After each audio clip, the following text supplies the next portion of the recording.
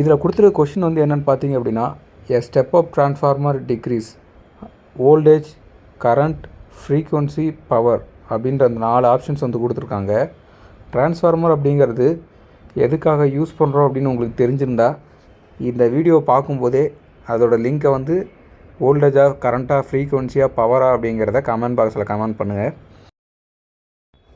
So இந்த step up transformer எதுக்காக use ஆகுது அப்படின்னு பார்த்தீங்க அப்படின்னா, நம்ம இன்புட் லைனில் வரக்கூடிய சப்ளைவை அதிகம் பண்ணுறதுக்காகவும் கம்மி பண்ணுறதுக்காகவும் தான் டிரான்ஸ்ஃபார்மர் யூஸ் பண்ணுறது.